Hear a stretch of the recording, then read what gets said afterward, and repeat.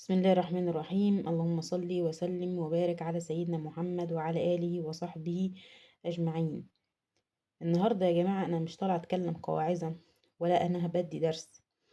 أنا طالعة أحكي حكاية يمكن تكون شبه حكايتك أو تلمس وجع جواكي.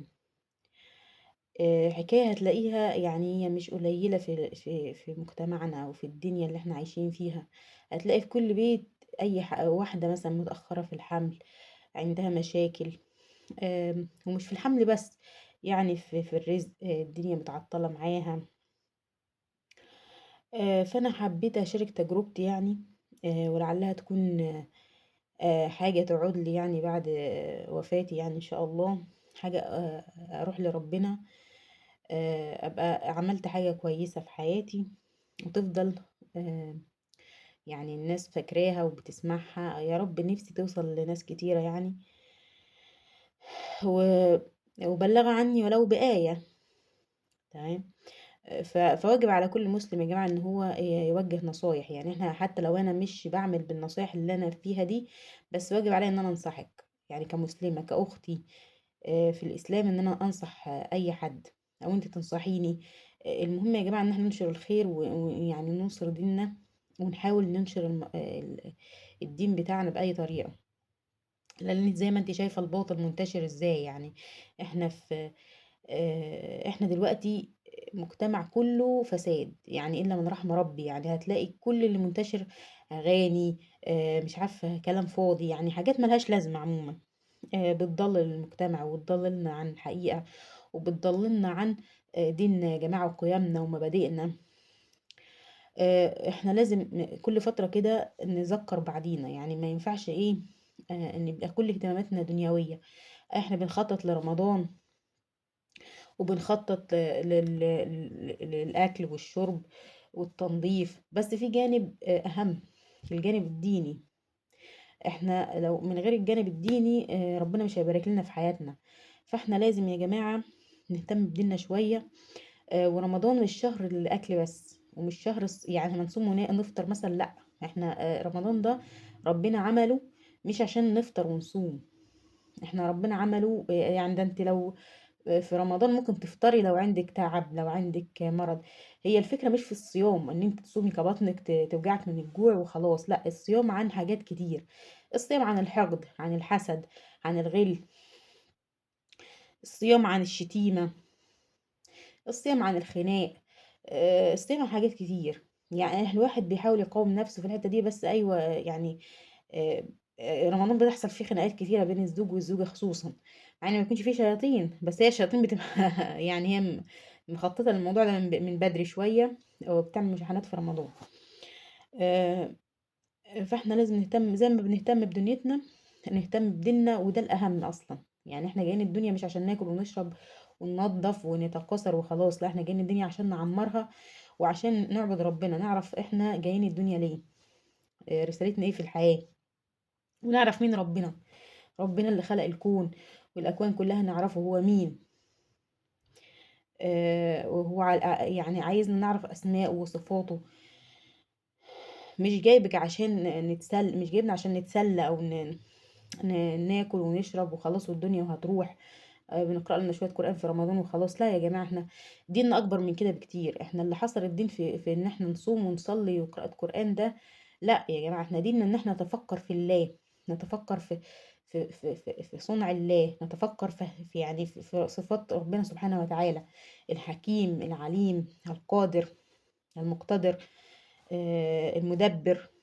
يعني احنا دلوقتي الناس كلها نسيت ربنا، يعني الا من رحم ربي طبعا. يعني احنا بقينا ظاهريا متدينين، يعني ظاهريا ان احنا بنعبد ربنا، بنصلي، بنصوم، بنقول اذكار، بنسبح. لكن الناس مش معترفة ان ربنا موجود، وان ربنا المسؤول عننا، يعني هو اصلا اللي بيحركنا. يعني الناس فاكرة ان هي اللي بتعمل. يعني الفكرة دي انا خدت فترة عشان استوعب ان مش انا اللي بعمل الحاجة، مش انا اللي يعني اللي بقوم وبعمل، لا. امر من ربنا سبحانه وتعالى. ربنا بيقول لرجلي قومي فبتقوم، بيقول لي ايدي اعملي فبتعمل، لكن مش ارادتي الحرة. هو طبعًا ده اختبار، هو ده الاختبار، اختبار. هو ربنا عايزك تأمني، تشوفي دلوقتي آآ هل فعلًا يعني هو هيشوفِك، هل هتؤمني إن ربنا هو اللي مدبِّر الأمر وهو اللي بيعمل كل حاجة، والّا شايفة نفسِك أنتِ اللي بتعملي كل حاجة وأنتِ بقى الفروة اللي ما فيش منِّك؟ لأ، هو ده الاختبار بقى. فأنا طالعة أحكي، أنا كنت داخلة في أنا كنت هاحكي عن الاستغفار، بس يعني إيه دي مقدمة كده إيه، حبيت أقولها يعني كلام سبحان الله يعني هو ربنا ألقاه على لساني. فأنا كنت النهارده هاتكلم عن فضل الاستغفار، وإن الاستغفار ده بيفتح أبواب كتير، سواء في رزق، فلوس، سواء في حمل، حاجات كتيرة جدًا، أو يعني بتسهّل لِك حياتِك، بتحسّي إن حياتِك كده بتتفتح. فأنا هاحكي لِك النهارده حكايتي مع الاستغفار. أنا يا جماعة كنت واحدة ما يعني أنا كنت ملتزمة وأنا في الكلية مثلًا، كنت ملتزمة فترة معيّنة، وبعدين كنت بارجع كطبيعة البني آدمين يعني بترجع، بتروح وتيجي. كنت شوية مستهترة وشوية ملتزمة، تمام، ما كنتش منتظمة أوي يعني. بس بعد الجواز بقى إيه، برضه قعدت فترة طويلة إن أنا مش ملتزمة خالص، لا بصلاة يعني ولا استغفار ولا ولا سبحة كنت بامسكها في إيدي. اتأخر عليَّ الحمل، يعني أنا قعدت اتجوزت قعدت 5 سنين. قعدت 3، 4 سنين أنا شايفة إن الأسباب هي اللي بتخلّيني، يعني الدكتور اللي أنا هاروح عنده هو ده اللي هيخلّيني أحمل مثلًا، هو اللي هيدّيني علاج فأنا مثلًا هاحمل. التأخير ده بسبب مش عارفة سحر، بسبب جِن، بسبب مش عارفة إيه.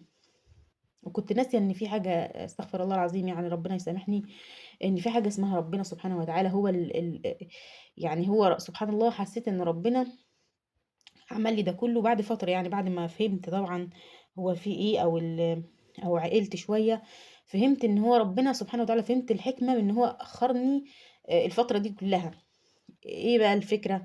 إن هو سبحانه وتعالى أنا كنت حاطة الناس كلّها هي ممكن تنجدني في موضوع الحمل، إن أنا ممكن أحمل بسبب منشط، إن أنا ممكن أحمل بسبب حقنة، إن أنا ممكن أحمل بسبب برشام، إن أنا ممكن مثلًا أشرب مشروب معيّن فيخلّيني الشهر ده أحمل. مع إن سبحانه وتعالى ربنا، يعني هو ربنا مش عايزني كده، هو كان ربنا سبحانه وتعالى بيدّيني درس هو يعني عايز يوصّلني لنقطة معيّنة. أنا ما كنتش ساعتها مستوعبة، يعني أنا من 4، 5 سنين لورا ما كنتش مستوعبة الحكاية دي نهائيًا. يعني أنا كنت كل شهر لازم أتطفلح، ولازم أعيّط، ولازم أتخانق، "أنا ما رُحتش عند الدكتور ليه؟ أنا لازم أروح عند الدكتور دوّة، ولو ما رُحتش عند الدكتور دوّة مش يبقى ما فيش حمل هيحصل." فسبحانه وتعالى ربنا ابتلاني، والابتلاء ده مش عقاب منّه لأ، الابتلاء يا جماعة جالي علشان أنا جوايا مش كويسة، يعني أنا كنت مش كويسة، وما زلت يعني بس بنحاول نصلّح في نفسنا، ما فيش بني آدم بيبقى اللي هو ملاك نازل بجناحات، لأ هو الواحد بيكون فيه أخطاء. يعني سبحانه وتعالى كان بيجهّزني ويعدّني وهو عايز يفهّمني حاجة، بس أنا كنت غبية، بسبب إن أنا كنت غبية ومش عايزة أفهم الحاجة دي، فربنا سبحانه وتعالى ما جابهاليش. يعني ما هو كان قادر سبحانه وتعالى إن هو يدّيني من أول ساعة ما اتجوزت عيّل مثلًا. إيه المشكلة يعني إن هو يخلّيني أحمل في دقيقة؟ يعني إيه المشكلة يعني؟ ده ربنا قادر، ده ربنا قدير يا جماعة، ده ربنا خلقنا وهو اللي سوّانا ونفخ فينا من روحه. إيه المشكلة إن هو يخلّيني أحمل؟ يعني أنا كنت كل الأفكار بتيجي لي كده، هو ربنا يعني هو صعب عليه؟ يعني كنت بايأس، أستغفر الله العظيم ربنا يسامحني ويعني ويعفو عنا الفترة اللي أنا كنت فيها دي. أنا كنت يائسة ولحد فترة يعني قريبة كنت يأسانة خالص من رحمة ربنا سبحانه وتعالى. فطبعًا إيه، آآ كنت بقى أنام أعيّط، واصحى أعيّط، وأنام وحد يقول لي كلمة أعيّط، واشوف حد معاه عيّل أعيّط، واللي تقول لي ربنا يديكِ أعيّط، واللي مش عارفة إيه أعيّط. لدرجة إن أنا كنت باختصر التجمعات اللي بيبقى فيها أمهات وفيها أطفال، لإن هُم بيقعدوا يحكوا عن طبعًا الأطفال، وأنتِ يا عيني إيه، قاعدة مش عارفة تحكي في إيه. يعني هي واحدة بتحكي عن ابنها مش عارفة سنِّن، ابنها مش عارفة مش بياكل، هتودّيه الحضانة، هتودّيه المدرسة، وأنا قاعدة لا حول بيّا ولا قوة، هاحكي في إيه طيب؟ فسبحانه وتعالى ربنا ألهمني فترة كده. أنا كنت يعني فترة الجواز برضه إيه، كنت يعني ألتزم شوية، وارجع شويه، التزم شويه وارجع شويه. طب ايه سبب ان انا بلتزم شويه وارجع شويه؟ السبب في كده ان انا كنت يعني معلقه التزامي بالله سبحانه وتعالى او بديني، بان ربنا يحقق لي حاجه انا عايزاها. وده اكبر خطأ الواحد يقع فيه. يعني انت ما تعلقيش التزامك او استغفارك مثلا او صلاتك او انتظامك في حجابك بايه، بان انا مثلا ربنا هيحقق لي دوت.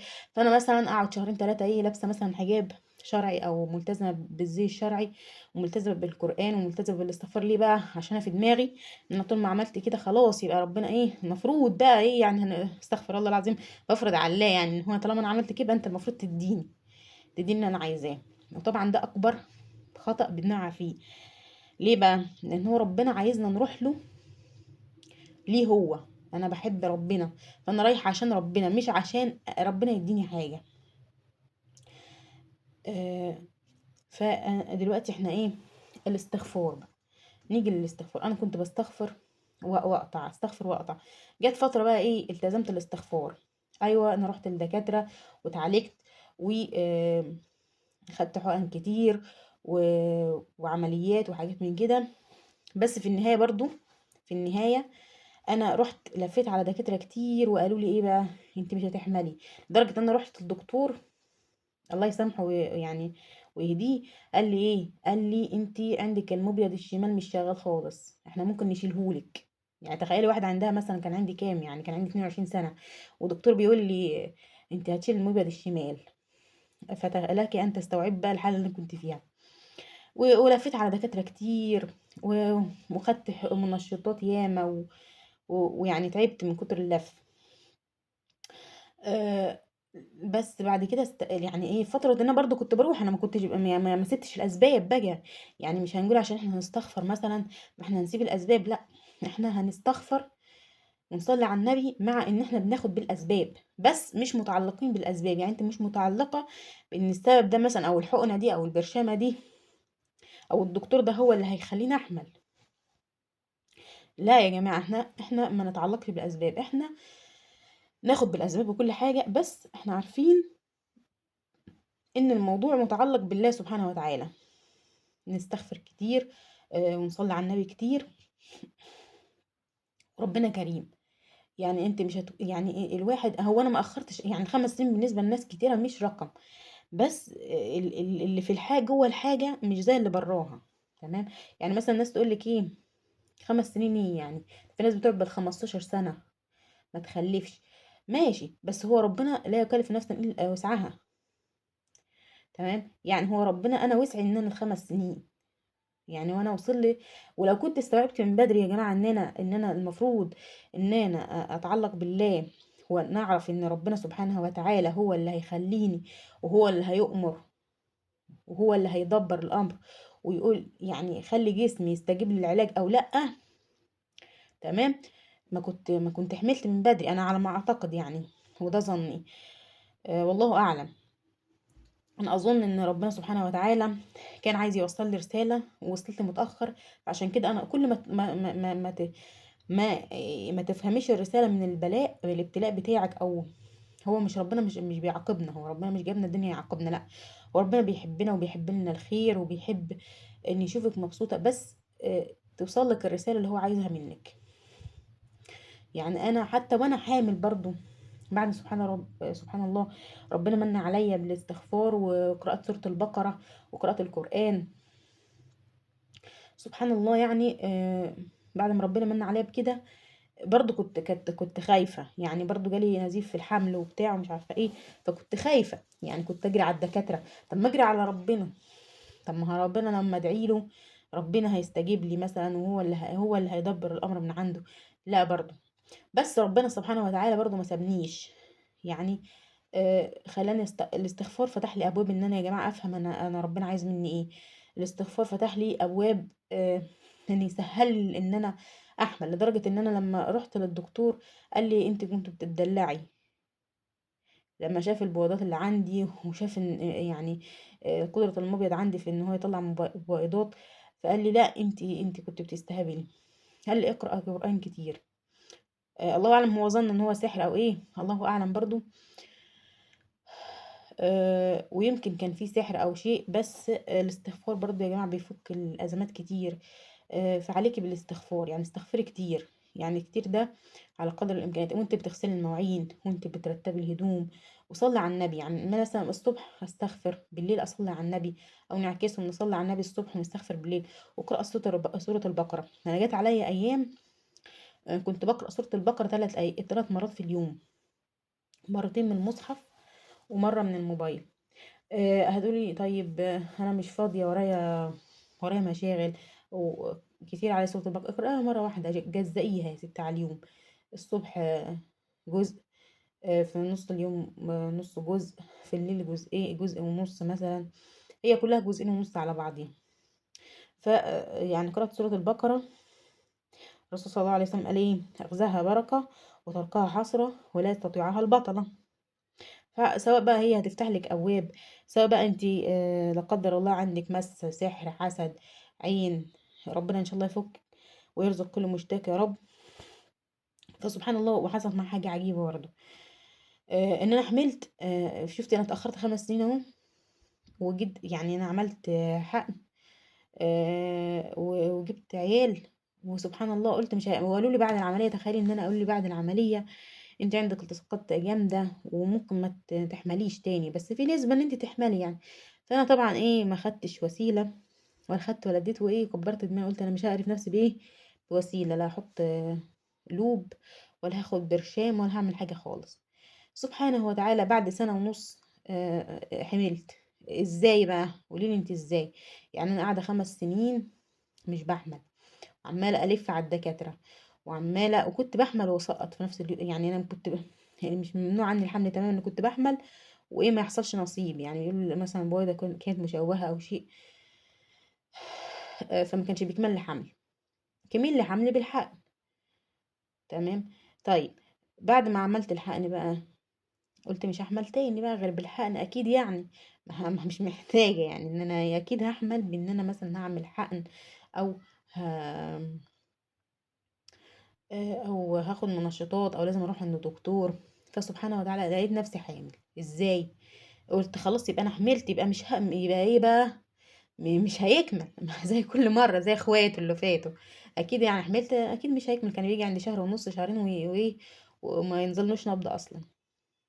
لقيته كمل، وسبحان الله بقيت في الشهر السابع. فتخيل ان أنا لحد دلوقتي انا مش مستوعبه اصلا الحمل حصل ازاي، او ربنا رزقني ازاي. بس الفتره دي من بعد ما ولدت لحد يومنا هذا، يعني انا بقصر كتير، بس يعني برضو انا ملتزمة بالاستغفار، ما ببطلش استغفار. حتى لو في يوم انشغلت بمسك السبحة بتاعتي دي، السبحة الجميلة دي ما بتفارقنيش، كل ما بتبوظ بجيب غيرها بستغفر. بتوصل معايا 3000 4000 5000 بيستغفر، استغفر الله بس. وجت فترة وبصلي على النبي: اللهم صل على محمد، اللهم صل على محمد. قبل ما احمل الحمل ده اللي انا فيه ده، الفترة دي قعدت بتاع شهر كل يوم أصلي على النبي، أصلي على النبي. بتوصل معايا ساعات والله العظيم يعني، بتوصل معايا 5 7 8 9 آلاف. مثلا كنت بروح مشوار أصلي على النبي الصبح مثلا وأنا رايحة، وأنا راجعة من مشوار طويل نص ساعة أستغفر كده. يعني كنت بنوع بقى، وانا قاعده الصبح اصلي على النبي، وانا قاعده بالعياله اصلي على النبي، بالليل مثلا وانا بغسل معانا استغفر، وانا بروق استغفر. وجيت برضو فتره التزمت بآية الكرسي. يعني كنت اقول في الصبح مثلا آية الكرسي 10 مرات، بالليل 10 مرات، بعد كل صلاه مره. فيا جماعه القرآن، وكنت بقرأ قرآن. يعني جيت، وانا عملتها شهر الصراحه، ختمت الختمه الاسبوعيه اللي هي كل اسبوع شهر. يعني مثلا كل اسبوع كنت اختم القرآن، قعدت على كده شهر. بس انا حاليا مش عارفه اختمه، يعني طبعا من الوش العيال والمشاغل والمصالح. بس طبعا ما قطعتش، انا قطعت القرآن، ما بعرفش اقرأ كميه اللي انا عايزاها. وقطعت حلقات القرآن. بس الاستغفار والصلاة على النبي انا ما بسيبهمش، يعني السبحة تخلص يعني ايه، قبل ما تبوظ اكون جايبه واحده غيرها. انا مش بجيب بالسبحه واحده، انا بجيب بالسبحتين، المسبحتين. يعني مثلا دي وفي بره كوم مسابح. فانا ما السبحه دي ما بتروحش من ايدي. ليه بقى؟ نسيت مثلا، انشغلت. حتى لو انشغلت مثلا هتوصل هتلاقي نفسك مثلا واصله معاكي 1000 استغفار بس، 1000 صلاة على النبي زي الفل في يوم انت مشغولة فيه. جميل. نقرأ شوية قرآن. ايه المشكلة لما نقرأ شوية قرآن في اليوم؟ ندي القرآن من وقتنا يا جماعة، القرآن ده بركة. يعني حاولي على قدر الإمكان. وطبعا في ناس بتقولك ايه بقى، ان اهم حاجة التعامل، الأخلاق. انا ما عنديش مشكلة في الموضوع ده. فكرة ان الواحد يتعامل مع الناس بتصعب يا جماعة. ففكرة ان انا اكون 24 ساعة هادية، انا عليا ضغوطات كأم، او ضغوطات نفسيا تعبانة. فطبيعي ساعات يبقى اسلوبي مش حلو، يعني مثلا او هعمل موقف هتخانق مع سلفتي مثلا، هتخانق مع حد، آه، هعمل مشكلة مع حد. آه، ده يعني ايه، لا يكلف الله نفسا الا وسعها. الاخلاق مهمة في الدين. بس الناس بتربط كده ان انا لازم ابقى ملاك 24 ساعة. ده مش صح. يعني كل ابن ادم خطاء، وخير الخطائين التوابين. انا مثلا عملت موقف مع حد واتخانقت فيه، او مثلا عملت مشكلة، بس مثلا انا ندمت جوايا نفسي، وسامحت الشخص ده، او هو غلط فيه فسامحته، انا غلطت فيه فاستغفرت له او دعيت له. وربنا غفور رحيم. محدش يحكم على حد من ظاهريا يا جماعة. احنا يعني كل واحد، يا ريت ما نحكمش على حد. يعني كل واحد يخليه يعني يحكم على نفسه، يشوف أخطائه، يحاسب نفسه. يعني يحاسب نفسه قبل ما يحاسب الناس. يشوف هو بيعمل ايه، يشوف أخطائه عاملة ازاي، تصرفاته عاملة ازاي، وبعدين يحكم على الناس إذا كان أنا عاملة نفسي شيخة أو مش عاملة نفسي شيخة. مفيش حد عامل نفسه يعني أنا مش عشان أنا قلت كلمتين في الدين يبقى أنا عاملة نفسي شيخة، لأ. أنا قلت كلمتين ليه؟ اولا انا ببلغ عن قال ايه، بلغوا عني ولو بآية. انا معلوماتي دينيا مش ما شاء الله عليا يعني، مش الشعراوي. لا، انا معلوماتي بسمع شوية دعاء، اللي هم الدعاء. بشوف مثلا، بقرأ في شوية قرآن، حافظة مثلا أجزاء معينة من القرآن، فبتديني أفكار، بفهم، ببحث مثلا عن الآية دي معناها إيه، الحكم ده إيه في الدين. مش معنى ان انا بقول مثلا طالعه اتكلم دلوقتي ان انا شيخه، او ان انا واعظه، او ان انا البنت اللي ما فيش مني، او الست اللي ما فيش مني مثلا، اللي عامله كل واجبات حقوقها، ومديه الناس كلها حقوقها، او مش، او عامله واجباتي كلها. لا، ما فيش الكلام ده. احنا بني ادمين ومقصرين، وانا اكتر واحده مقصره. بس احنا بننصح بعضينا، واحنا في ايام كريمه، وان شاء الله انا اتمنى ان الفيديو يوصل لناس كتير، علشان يعني اخد حسنات. وعايزاكم انتوا كمان تستفيدوا من الاستغفار يا جماعة. والله انا جربته، يعني ده من عن تجربتي، ان الاستغفار اسرع حاجة ممكن تخليكي تحملي. بس اهم حاجة في الموضوع ان انتوا بتستغفري او بتصلي على النبي او بتقرأي سورة البقرة، ان انتي ما تعلقيش كل املك عليها. انت تؤمني ان ربنا مش الاستغفار هو اللي هيجيب لك الحمل، مش الاستغفار هو اللي هيجيب لك الفلوس، لا. مش الاستغفار ابدا ابدا ابدا. لا، ايه اللي هيجيب لك الخلفة مثلا، او الذرية، او الفلوس؟ مش الاستغفار بس، ايمانك وربنا هينظر لقلبك. اذا كنت فعلا انت مؤمنة ان ربنا سبحانه وتعالى هو اللي هيجيب لك الخلفة، وهو اللي هيجيب لك الرزق، ولا انت معلقة كل املك على الاستغفار. لا، احنا مش هنعلق املنا على الاستغفار. احنا الاستغفار ده حاجة ربنا بيقولوا ايه، استغفروا ربكم إنه كان غفارا يرسل السماء عليكم مدرارا ويمددكم بأموال وبنين ويجعل لكم جنات ويجعل لكم أنهارا. يبقى ربنا وعدنا في القرآن إن احنا نستغفر، هيدينا أولاد، هيدينا فلوس، هيدينا رزق لا حدود له، هيدينا قوة. في آيات كتير في القرآن ربنا استغفروا وتوبوا. يعني الاستغفار مش بس ان انا استغفر اقول استغفر الله، لا، وانا اتوب عن ايه؟ اتوب عن الشرك، اتوب عن الغيبة، اتوب اذا كنت بعمل حاجة غلط في حياتي احاول اصلحها. مش عايزه اقول لك طبعا ان انت مثلا لو مقصره في إن أنتِ لبسِك مثلًا يكون محتشم أو شيء. مش عايزين نفرض على الناس يعني أكتر من طاقتها، بس إيه الفكرة إن أنتِ تلبسي لبس محتشم، حتى لو مش هتلبسي مثلًا خمار، تلبسي لبس واسع، الكم يكون واسع ما يكونش محزّم. آآ لم معلش يعني في اللفظ، فتحة الصدر تكون متغطية بالخمار أو بطرحة طويلة، مش لازم خمار، طرحة طويلة أو تكون واسع. وربنا إن شاء الله يرزق كل مشتاق يا رب، ويرزقنا كلنا بالذرية الصالحة والرزق الوفير. ودي كلمتين كنت حابة أقولهم، إن شاء الله يوصلوا لناس كتير ويستفادوا إن شاء الله من الفيديو. السلام عليكم ورحمة الله وبركاته.